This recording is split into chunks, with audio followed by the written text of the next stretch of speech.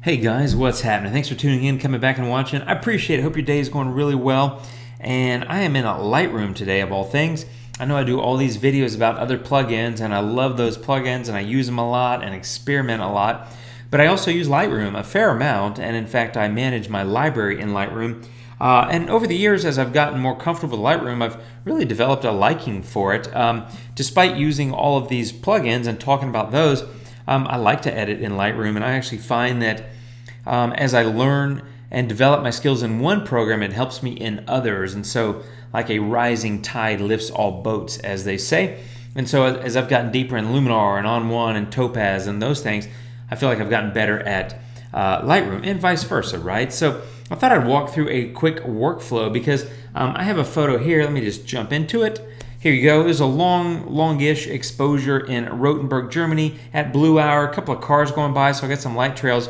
And I liked it, but I've already done a couple of color edits of photos from this location and done videos about them, I believe. And I wanted to try something different, so I said, I think I'll try black and white. And I was honestly just kind of hacking around in Lightroom.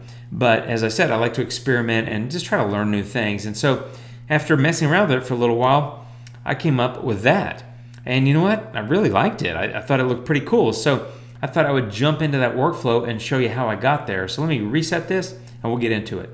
Okay, first thing was a little bit of a crop and straighten, which I've done here already. So I'll just say done.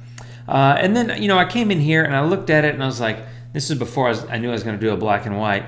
And I was kind of playing with things, and then I was like, I think maybe I'll try a black and white, see what it looks like. So I just came over here and I clicked black and white, and I was like, it's okay. I mean, it needs a lot of work. It's really washed out. There's no contrast. The sky and the buildings are too bright. I'm going to do something different. Now, you saw my end result, so it's very different. But what did I do? So I started playing with temperature, and I was like, well, I wonder if, I got to look at my numbers. I wonder if this will make any difference here, if I move that around and move the tint. I didn't move it enough to make any difference. I mean, if I really went, wacky, it might have an impact. But anyway, I think I was around 34, 20, or I'll just leave it around there. But I also wanted to take the exposure down because it was too bright. So I took it down just a smidge. And, really, when I look at the photo, I'm like, sky's too bright, buildings are blown out. What can I do? I want to create some contrast. So I started playing around, and I just went contrast to 100, like all the contrast I can get. And that made obviously a huge impact. But unfortunately, it accentuates the difference between the light and the dark parts, right? That's kind of what contrast is. So I said, well, maybe I should take highlights down. Hey, that looks better. Maybe I should take shadows up. I don't know if that really helped. And maybe I'll add a little clarity because I want to bring a little punch. Clarity is kind of like edge contrast, so it gives a little bit of kick. And at this point, I was like, I don't know that I think it looks very good, but it definitely looks better. And I feel like I'm getting there, so I'm going to keep going. And so this is where I went into the black and white filter.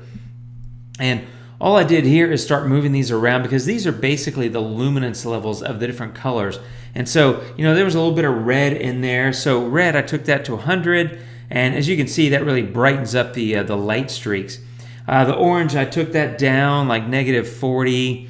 And that darkened the building, right? On the right-hand side and some over there. And yellow, I took that down a little bit as well, -26. And hey, guess what? I'm starting to get better control over the light in these areas because I'm reducing the luminance values of the colors that are dominant in those areas. But the next one was a big one, and that was blue. And that was my attempt to get the sky under control. And all I did is I started moving this down. I went to about -50, 51, 52, 53. And I was like, hey, I got a photo. All of a sudden, I was like liking this photo. I think I did a little bit on purple. Yeah, brighten that a ton, so like 14 or something. And magenta like 5, but not a big deal. And at this point, I was like, hey man, I like this photo, but I've got a thing I do a lot with monochromes. I'm just going to collapse these other panels.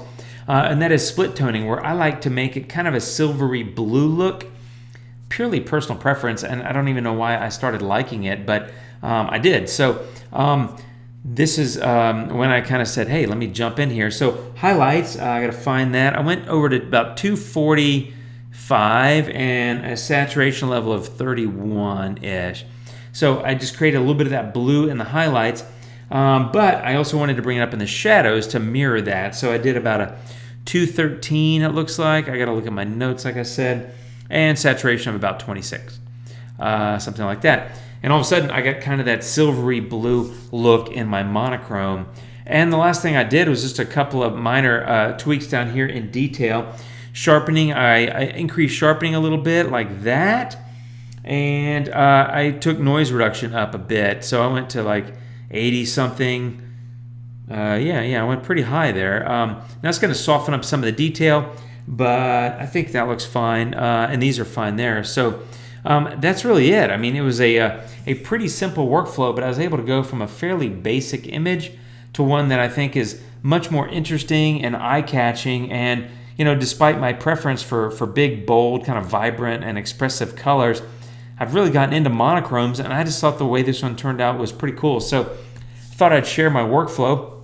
You don't have to do this in Lightroom. You can do this in other products as well. But I just wanted to share that workflow. Thought you might find it interesting. And like I said, a lot of the things that you do really in any of my videos, they're often applicable to multiple products. So you might learn something in here in Lightroom, but you can try that in other products.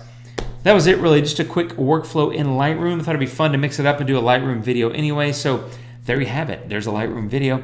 Thanks for watching, my friends. I'd love for you to leave comments. Let me know what you think about this. And what do you think about dramatic black and whites? I've gotten into them, and I'm kind of having fun with monochromes.